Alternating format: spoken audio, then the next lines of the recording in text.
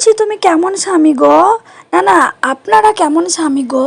যদি আপনারা আপনার বউয়ের মুখ দেখে বুঝতেই না পারেন যে আপনার বউ কি চায়, তাহলে আপনারা কেমন স্বামী?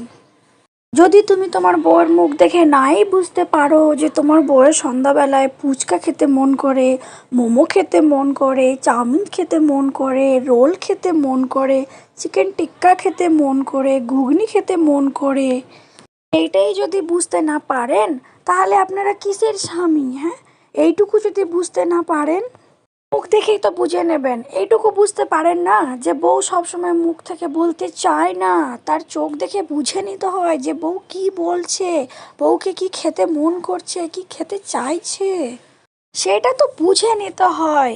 যে তোমার বউয়ের প্রত্যেক দিন সন্ধেবেলায় এইসব জিনিস খেতে মন করে। হ্যাঁ, বউদের এসব খেতে ইচ্ছে করে, আর সেটা চোখের ইশারায় বুঝে নিতে হয়। এই যোগ্যতাটা যদি কোনো স্বামীর মধ্যে না থাকে, তাহলে তার স্বামী হওয়ার কোনো যোগ্যতাই নাই। এটা বুঝতে হয় যে বউরা সবসময় বলতে চায় না, এটাকে বুঝে নিতে হয়। আর আজ থেকে প্রত্যেকটা স্বামী এই জিনিসটাকে অক্ষরে অক্ষরে পালন করবেন। বউ যদি বলে না আমি খাবো না, তার মানে বউয়ের খেতে মন করেছে, তখন বউকে জোর করে খাওয়াবেন, একটু মানাবেন। এতটুকু তো করতেই পারেন একটা বউয়ের জন্য, তাই না?